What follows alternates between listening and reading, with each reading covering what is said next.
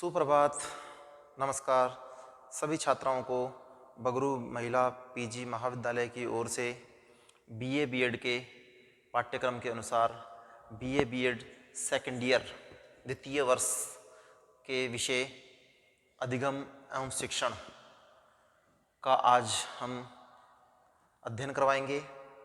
इसका हमने पीडीएफ आपको जारी कर दिया है। अब इसका वीडियो जो है हमारे पहले अध्याय के रूप में हम पहला बना रहे हैं। इसमें हम पढ़ेंगे अधिगम और शिक्षण को। देखिए, ये प्रश्न पत्र हमारा अनिवार्य प्रश्न पत्र है जो बीएड के अनुसार है, जिसमें हमारा बीएड का पाठ्यक्रम शामिल होते हुए इसमें वो चीज़ बताई जाएगी कि किस प्रकार अधिगम और शिक्षण अपने आप में शिक्षण प्रक्रिया में अपना महत्व रखते हैं। तो हम सबसे पहले जिसमें बात करेंगे तो हम करेंगे अपने पहले अध्याय के रूप में शिक्षण की। फिर उसके बाद जब 2 अध्याय शिक्षण के कर लेंगे उसके बाद फिर हम अधिगम को जानेंगे, अर्थात उसका परिचय लेंगे। तो सबसे पहले हमारा है पहला अध्याय जिसका नाम है शिक्षण। शिक्षण क्या है? तो शिक्षण को जानने के लिए सबसे पहले उसको पढ़ेंगे, उसका अर्थ में मीनिंग, अर्थात शिक्षण से क्या तात्पर्य लगाया जा सकता है, तो उसके मीनिंग को जानेंगे। फिर उसकी प्रकृति, नेचर जिसे कहते हैं, शिक्षण की क्या प्रकृति होनी चाहिए, किस प्रकार शिक्षण होना चाहिए, ये प्रकृति के रूप में आएगा। और देन उसके बाद जो हमारा होगा वो इस पाठ का मुख्य बिंदु, जिसको हम कहते हैं शिक्षण के सिद्धांत, प्रिंसिपल्स, सिद्धांत। क्योंकि हर चीज़ के नियम होते हैं, उन नियमों के पुंज को ही हम सिद्धांत के रूप में जानते हैं। तो इसमें सिद्धांत भी अपने आप में शिक्षण के आधार है जो शिक्षण व्यवस्था में महत्वपूर्ण है। उसके बाद है जो कि एक कक्ष में इन सबको प्रयोग में लेते हुए, अर्थात इनका उपयोग करते हुए हम शिक्षण को प्रभावी बना सके, उसके लिए काम में लेंगे शिक्षण सूत्र। क्या लेंगे? शिक्षण सूत्र। आप याद रखें, शिक्षण सूत्र जो है अपने आप में फॉर्मुलाइजेशन है एक तरह से। जैसे मैथ में सूत्र होते हैं, गणित में सवालों को हल करने के लिए, उसी प्रकार यहाँ पर शिक्षण प्रक्रिया अपने आप में जटिल दिखाई जरूर देती है, लेकिन इसको अगर विधिवत, नियमाबद्ध, जिनको कहते हैं सैद्धांतिक रूप से अगर करवाया जाता है और व्यवहारिकता में कुशलता लाई जाती है, तो ये अपने आप ही शिक्षण सूत्र में समाहित होकर विद्यार्थियों के व्यवहार और मन मस्तिष्क के पटल पर अंकित हो जाती है। तो आज हम इसी पर चर्चा करेंगे। तो सबसे पहले हमारा जो बिंदु होगा वो होगा शिक्षण का अर्थ। शिक्षण का अर्थ। देखिए, शिक्षण क्या है, शिक्षण को किस अर्थ में लिया जाए। तो शिक्षण का मीनिंग जो है हम वो अलग अलग विचारधाराओं के आधार पर जानेंगे। फिलहाल हम शिक्षण के अर्थ को इंग्लिश वर्ड के अनुसार और हिंदी ट्रांसलेशन के अनुसार समझाते हैं कि शिक्षण अंग्रेजी के शब्द, ये तो आप भी विदित है इस चीज से कि शिक्षण शब्द जो है, ये शिक्षण शब्द है, ये अंग्रेजी के शब्द, कौन सी भाषा के शब्द? अंग्रेजी। इस अंग्रेजी भाषा के शब्द टीचिंग, TEACH प्लस ING, यानी टीचिंग शब्द से बना है, जिसका मतलब होता है यहाँ पर शिक्षण कार्य। शिक्षण कार्य लिया गया है, अर्थात टीचिंग कार्य को हमने शिक्षण कार्य के रूप में लिया है। इसीलिए कहा जाता है कि शिक्षण अंग्रेजी के शब्द टीचिंग शब्द का पर्याय है, जो कि अपने आप में शिक्षण को प्रदर्शित करता है। अब बात यह है कि शिक्षण क्या है। तो याद रखें आप, शिक्षण एक ऐसी प्रक्रिया है जो अपने आप में महत्वपूर्ण है, जो समाज में संभव हो सकती है। इसीलिए शिक्षण एक सामाजिक, सोशल, क्या बोलेंगे इसको?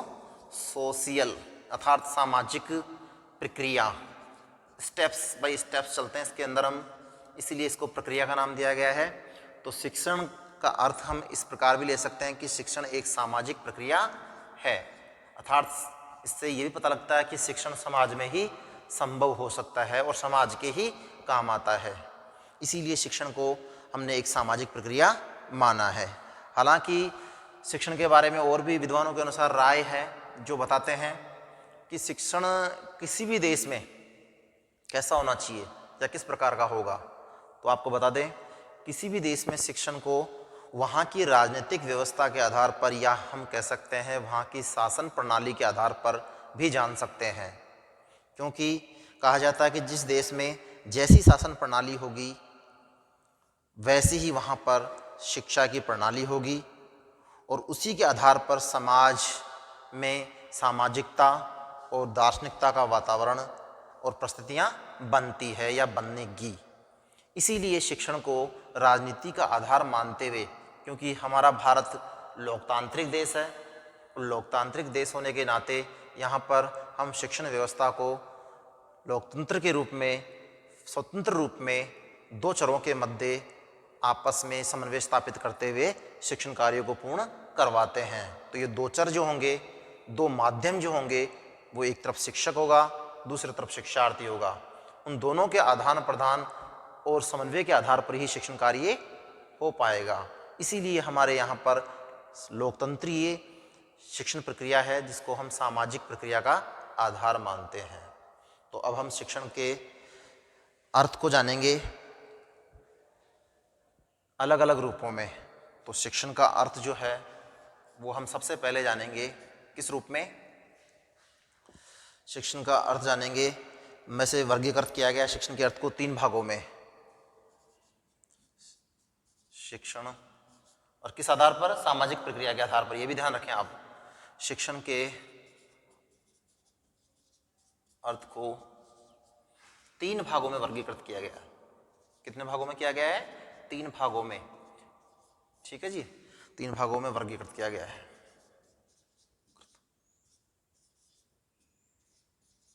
3 पार्ट।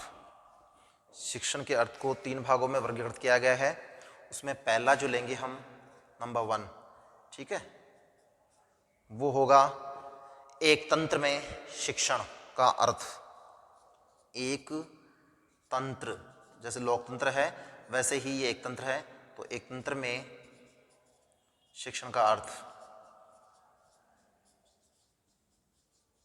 ये देखिए इसके नाम से ही बोध हो रहा है कि इसमें कैसा शिक्षण होगा। एक तंत्र का मतलब आप भी जानते हैं, एक तरफा। तो एक तंत्र में जो शिक्षण होगा वो अपने आप में कैसा होगा? एक तरफ चलने वाला, अर्थात उसमें एक की प्रभावी भूमिका रहेगी और जिसकी प्रभावी भूमिका रहेगी, प्रभावी जो रहेगा वो कौन रहेगा इसमें? शिक्षक। पुराने ज़माने में आप देखते थे कि शिक्षक अपने अनुसार विद्यार्थियों को शिक्षण कार्य करवाता था। उसमें हालांकि दोनों प्रक्रियाएं थी, लेकिन कई जगह ये भी देखा जाता है कि प्राचीन समय में शिक्षण का एक तरफा रूप ही ज़्यादा देखने को मिलता था कि शिक्षक शिष्यों को लेकर बैठ जाया करते थे और उन्हें अपने ज्ञान जो उनको था उसके अनुसार उनको शिक्षण कार्य करवाते थे। चाहे वो विद्यार्थियों का किसी भी प्रकार से पूर्ण रूप से विकास हो रहा है या नहीं, वो उस प्रकार का मूल्यांकन कई प्रकार की विधियों में नहीं हो पाता था, जिसमें ये विधि महत्वपूर्ण है, जिसमें एक तरफा शिक्षण कार्य करवाया जाता है। अर्थात एक तंत्र में शिक्षण जब होता है तो उसमें एक ही पक्ष प्रभावी होता है और वो है शिक्षक, अर्थात छात्र का हित इसमें ध्यान में नहीं रखा जाता है। इसीलिए इस विचारधारा का समर्थन करने वाले एक विचारक भी है जिनका नाम है मॉरिसन। मॉरिसन याद रखें आप, कई बार पूछ लिया जाता है। इन्होंने एक टाइम था जिसके अनुसार अपनी डेफिनेशन भी दी है मॉरिसन ने, जिसमें कहा है कि शिक्षण क्या है? तानाशाही की इच्छा का आधार होता है। जिसमें शिक्षण में क्या माना गया है? तानाशाही की इच्छा का आधार माना है। इसमें अधिक विकसित और परिपक्व व्यक्ति, इसमें कौन से शिक्षण में? एक तंत्र के शिक्षण में अधिक विकसित और परिपक्व व्यक्ति कम परिपक्व व कम विकसित व्यक्ति से संवाद करता है। इसीलिए ये शिक्षण अपने आप में एक पक्षीय या केंद्रीय शिक्षण की भूमिका में आता है।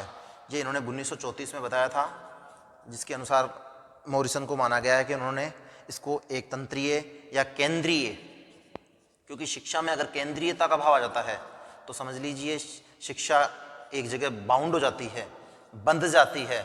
इसलिए बंधा जो भाव आएगा वो एक तंत्रीय शिक्षण के अर्थ के रूप में लिया जाता है। और भी इसमें बताया गया है कि इस प्रक्रिया को हम इस रूप में भी देख सकते हैं, क्योंकि शिक्षण प्रक्रिया जो है अपने आप में एक तंत्र के रूप में तानाशाही की इच्छा का प्रमुख होती है, अतः यह शिक्षण प्रधान प्रणाली है। अतः ये क्या है? शिक्षक प्रधान प्रणाली। इसमें टीचर ही सब कुछ होता है। इसमें छात्र सक्रिय नहीं रहते हैं और भयभीत रहते हैं। ये भी इसमें बताया गया है कि इसमें शिक्षक सक्रिय रहता है, यानी एक ही पक्ष प्रभावी रहेगा, तो प्रभावी का मतलब सक्रिय, और सक्रिय का मतलब क्रिया के रूप में जो क्रिया करेगा वो सक्रियता के रूप में कौन करेगा? शिक्षक तो क्रिया करेगा, लेकिन छात्र क्या रहेगा इसमें? निष्क्रिय। इसीलिए इसको केंद्रीयता की या एक तंत्र की शिक्षण प्रणाली के रूप में जाना गया है। तो ये शिक्षण के अर्थ के रूप में पहला अर्थ है जो कि सामाजिक प्रक्रिया के अनुसार इसका बताया गया है। अब है दूसरा, नंबर 2।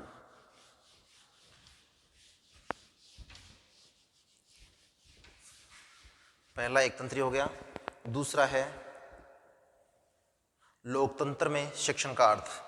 वो तो था एक तंत्र में, पहला एक तंत्र शिक्षण। ये तो लिख देता हूं मैं आपको कि पहला पॉइंट हमारा एक तंत्र में शिक्षण था। अब नंबर 2 जो हमारा है वो है लोकतंत्र। लोकतंत्र में शिक्षण ये वो प्रक्रिया है जिसमें आप भी देख रहे होंगे कि हमारे भारत में जो शासन प्रणाली में है उसी पर आधारित है शिक्षण ये। इसलिए लोकतंत्र में शिक्षण का अर्थ क्या बताया गया है? इसमें शासन प्रणाली मानवीय संबंधों पर आधारित होती है। इसमें जनता की इच्छा को सर्वोत्तम माना जाता है। अतः यहाँ पर शिक्षक और छात्र दोनों एक दूसरे के व्यक्तित्व से प्रभावित होते हैं और उस व्यक्तित्व के प्रभाव के आधार पर ही वो शाब्दिक और अशाब्दिक, ये दो अर्थ होते हैं, जिसके आधार पर वो अंतःक्रिया करते हैं और कक्षा कक्ष के वातावरण को तर्कपूर्ण प्रश्न पूछकर उत्तर प्राप्त करने की इच्छा से वार्तालाप के माध्यम से अनेक अवसर प्राप्त करते हुए छात्र इसको सक्रियता के साथ शिक्षण कार्यों को पूर्ण करते हैं। तो इसमें यानी कहने का मतलब दोनों पक्ष बराबर है। इसमें जो पक्ष होंगे वो कैसे होंगे? दोनों बराबर। कौन कौन? शिक्षक और शिक्षार्थी, जिसे विद्यार्थी भी कहते हैं, ये विद्यार्थी। इसमें दोनों पक्ष जो होंगे वो बराबर रहेंगे, अर्थात दोनों को इसमें विशेष महत्व दिया जाता है, क्योंकि एक दूसरे के आदान प्रदान से ही, यानी जिसको कह सकते हैं शाब्दिक और अशाब्दिक अंतःक्रिया के आधार पर शिक्षण कार्य करवाया जाता है। शाब्दिक और अशाब्दिक अंतःक्रिया के आधार पर इसमें शिक्षण कार्य होता है और इसमें विद्यार्थी को आगे बढ़ने का अवसर दिया जाता है, जिसमें उसको प्रश्न पूछने का अधिकार है, उत्तर देने का है और बीच में वार्तालाप करने का भी उसमें मौका दिया जाता है। ठीक है, तो ये है दूसरा अर्थ। किस रूप में? शिक्षण के अर्थ के रूप में, लोकतंत्र में शिक्षण के रूप में। तीसरा और महत्वपूर्ण है जिसको हम कहेंगे, क्या कहेंगे उसे? इसे कहेंगे दो चीजें होती है, एक होता है हस्तक्षेप और एक होता है हस्तक्षेप रहित। तो हस्तक्षेप रहित, हस्तक्षेप रहित,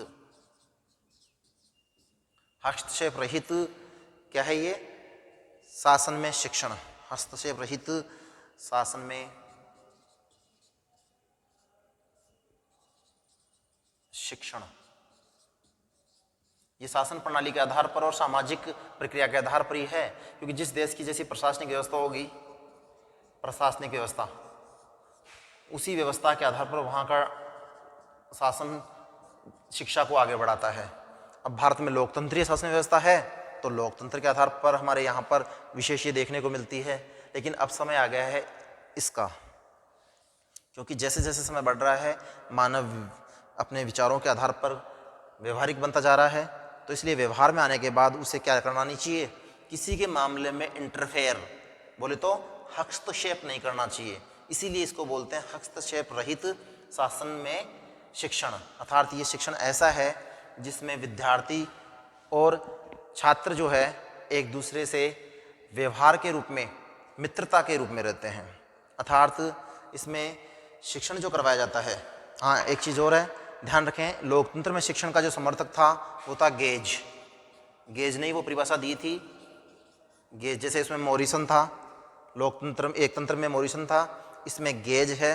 गेज ने ही ये कहा था कि शिक्षण प्रक्रिया विकसित और परिपक्व व्यक्ति और अविकसित और अपरिपक्व व्यक्ति के बीच में एक क्या है, संवाद है।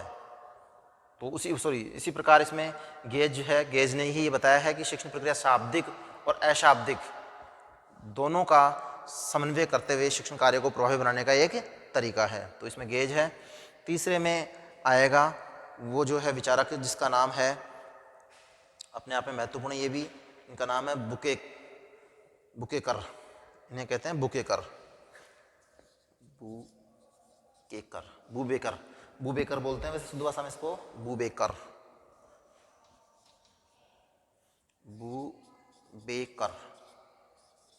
ये बुबेकर के अनुसार है। क्या है बुबेकर के अनुसार, देखिए ध्यान से, बुबेकर ने क्या माना है शिक्षण के हस्तक्षेप आधार को। इन्होंने कहा है कि इसमें छात्र को आगे बढ़ने का सक्रिय स्थान दिया जाता है एवं उसकी सृजनात्मक क्षमताओं को आगे बढ़ाया जाता है और इसी के आधार पर वह अपने आप को विकसित करते हुए अपना ध्यान केंद्रित करता है, जिससे उसे शिक्षा में आगे अनवरत रूप से विकास मिल सके या बल मिल सके। अर्थात ये तीसरा अर्थ जो है वो हस्तक्षेप रहित शासन में शिक्षण, इसका समर्थक जो है वो बुबेकर है। और बुबेकर के अनुसार इसमें ये बताया गया है कि इस प्रक्रिया में शिक्षण जो होता है उसमें छात्र को शिक्षक के साथ मित्रतापूर्वक या ये कह सकते हैं व्यवहारिकता के आधार पर शिक्षण कार्य करवाने पर बल दिया जाता है, जिसमें छात्र सक्रिय रहता है और अपनी सृजनात्मक क्षमताओं को आगे बढ़ाता है और उन सृजनात्मक क्षमताओं के आधार पर अपने आप को क्या करता है, विकसित करने और ध्यान केंद्रित करने का विशेष ध्यान रखता है। तो ये तीन अर्थ हो गए हैं शिक्षण के अर्थ, और ये किस आधार पर है, किसी भी देश की प्रशासनिक व्यवस्था और उसके सामाजिक प्रक्रिया के आधार पर। तो पहला एक तंत्र में शिक्षण, जिस देश में डेमोक्रेसी एक तंत्र के रूप में है अर्थात तानाशाह के रूप में है, यहाँ क्या कह सकते हैं इसको, तानाशाह, क्योंकि तानाशाही जहाँ पर होगी वहाँ पर ये शासन व्यवस्था होगी। जहाँ लोकतंत्र है वहाँ लोकतंत्र में शिक्षण दो पक्षों के मध्य होगा जो गेज के अनुसार है, ठीक है, अशाब्दिक और शाब्दिक परिपक्वता के आधार पर। और तीसरा जो है हस्तक्षेप रहित है, जिसमें शिक्षण बुबेकर के अनुसार है कि इसमें उसको पर्याप्त आगे बढ़ने के अवसर दिए जाते हैं। तो ये तीन जो है ये शिक्षण के अर्थ को समझाने के लिए भाग है, अर्थात तीन भागों में इसको वर्गीकृत किया गया है। नेक्स्ट आगे लेते हैं हम, शिक्षण का अर्थ होने के बाद शिक्षण की परिभाषाएं, एक कंप्लीट हो चुका है अर्थ। अब दूसरा पॉइंट हमारा शिक्षण की परिभाषाएं। शिक्षण की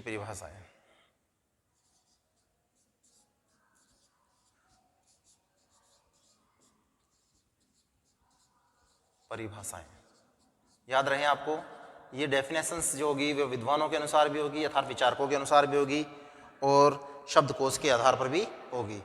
तो ये है परिभाषाएं। शिक्षण के अर्थ को जब हमने स्पष्ट कर लिया तो जाहिर सी बात है कि अब हम शिक्षण को परिभाषा के रूप में परिभाषित करने के रूप में भी सक्षम होने चाहिए कि किस प्रकार शिक्षण अपना महत्व रखता है, शिक्षण किस रूप में प्रभावित होता है। तो शिक्षण को परिभाषा के रूप में लेंगे हम, तो सबसे पहले लेंगे जो कि परिभाषिक शब्द के रूप में, हालांकि वो अर्थ ही व्यक्त करेगा लेकिन परिभाषिक शब्द के रूप में करेगा, इसलिए हम कह सकते हैं पहला जो है शिक्षण का शब्दकोशीय अर्थ परिभाषा के आधार पर ही है, लेकिन शिक्षण का शब्दकोशीय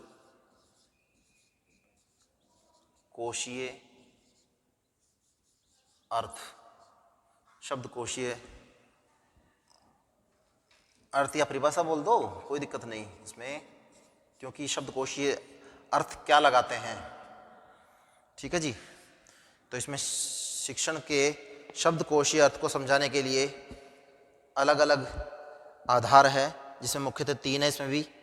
पहला है डिक्शनरी ऑफ साइकोलॉजी, क्योंकि डिक्शनरी जो है कौन सी है, साइकोलॉजी यानी मनोविज्ञान के आधार पर शिक्षण का जो अर्थ लिया गया है शब्दकोश के आधार पर वो क्या लिया गया है। तो इसमें बताया गया है कि दूसरे को सीखने में मदद करने की प्रक्रिया को शिक्षण कहते हैं। दूसरे को सीखने में मदद करने की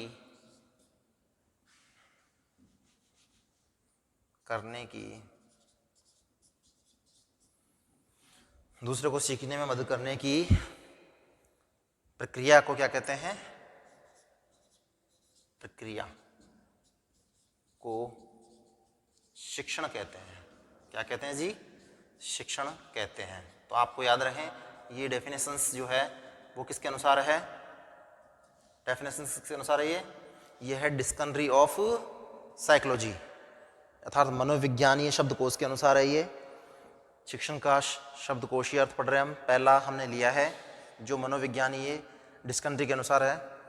दूसरा है वर्ल्ड बुक के अनुसार। दूसरा किसके अनुसार है? World book. ये दूसरी वर्ल्ड बुक के अनुसार है जिसको विश्व शब्दकोश भी कहते हैं। विश्व शब्दकोश, उसमें क्या लिखा है? शिक्षण एक ऐसी प्रक्रिया है जिसमें व्यक्ति दूसरे को ज्ञान, कौशल तथा अभिव्यक्तियों को सीखने या उन्हें प्राप्त करने में सहायक होता है। इसमें शिक्षण को क्या बताया गया है कि शिक्षण एक ऐसी प्रक्रिया है जिसमें व्यक्ति दूसरे को ज्ञान, कौशल तथा अभिरुचियों के आधार पर सीखने या उन्हें ज्ञान प्राप्त करने में सहायक होता है। सीखने या ज्ञान प्राप्त करने में सहायक होता है। किस आधार पर होता है? इसके बिंदु नोट करने योग्य है। एक तो इसमें होना चाहिए कि दूसरे व्यक्ति को ज्ञान और कौशल तथा अभिरुचि, ज्ञान, कौशल तथा अभिरुचि के आधार पर उसको सीखने के लिए या ज्ञान को प्राप्त करने के लिए उसमें सहायता जो की जाती है वो अपने आप में क्या कहलाता है? शिक्षण कहलाता है। तो ये शिक्षण का दूसरा अर्थ हो गया जो कि वर्ल्ड बुक के अनुसार, जैसे विश्व शब्दकोश के अनुसार कह सकते हैं। तीसरा है ऑक्सफोर्ड डिक्शनरी के अनुसार। तीसरा कौन सा आएगा? ऑक्सफोर्ड। जैसे दूसरा वर्ल्ड बुक आया ना विश्व शब्दकोश। आप याद रहे, आपके पास PDF में मैंने भेज रखा है, वैसे आप उसको नोट कर सकते हैं।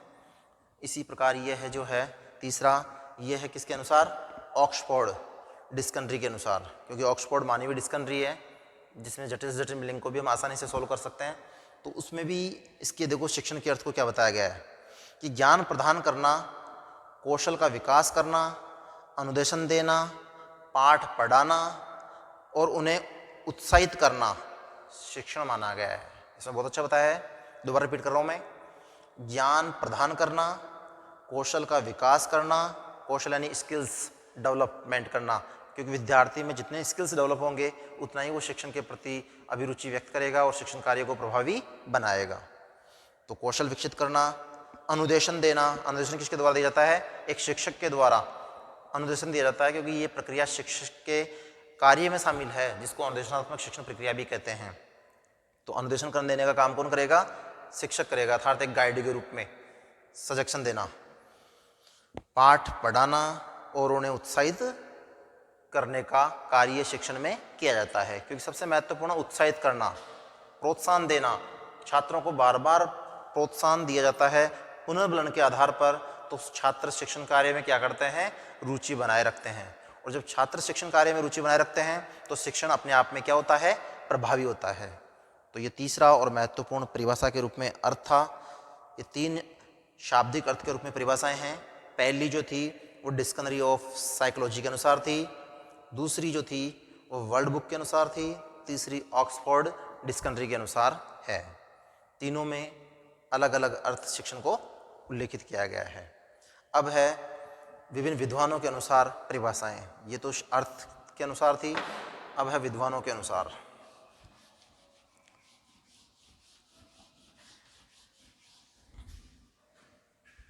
दूसरा है इसमें शिक्षण का विद्वानों के अनुसार।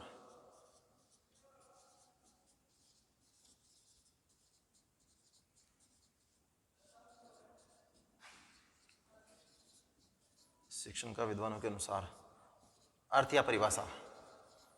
ठीक है जी, इसको अर्थ समझें आप, चाहे परिभाषा के रूप में जाने कि किस प्रकार विद्वानों ने परिभाषाएं दी है शिक्षण की।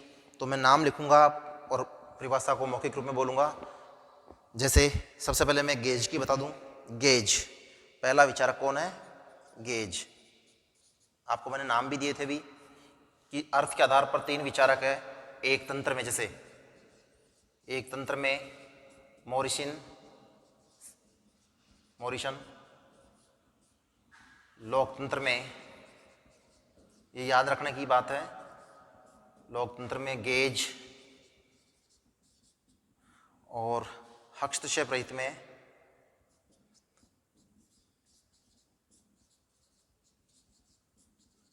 कौन था? बुबेकर। ये विद्वान है तीनों ने अपना अपना महत्वपूर्ण स्थान दिया है तीनों के अनुसार, तो वो हम पढ़ चुके हैं। लेकिन अब यहाँ जो पढ़ रहे हैं गेज की जो कौन सी परिभाषा है, गेज ने शिक्षक को क्या माना है, शिक्षण को क्या माना है? शिक्षण एक पारस्परिक प्रभाव है, अर्थात गेज ये मानते हैं कि शिक्षण एक पारस्परिक, क्योंकि आपस में एक दूसरे से टच में होने के बाद ही तो शिक्षण कार्य होता है, शिक्षक और शिक्षार्थी के आमने सामने होने पर। तो शिक्षण एक पारस्परिक प्रक्रिया है। पारस्परिक का मतलब एक दूसरे से समझ में होना, प्रक्रिया है। जैसे इसमें इन्होंने तो बताया था कि शिक्षण शाब्दिक और अशाब्दिक है ना, दोनों के मध्य एक संबंध है जिसके आधार पर शिक्षक और विद्यार्थी क्रिया करते हुए शिक्षण कार्य को आगे बढ़ाते हैं। तो ये गेज के अनुसार शिक्षण एक पारस्परिक प्रक्रिया है। दूसरा है रायंस। दूसरी डेफिनेशन किसके अनुसार है? रायंस।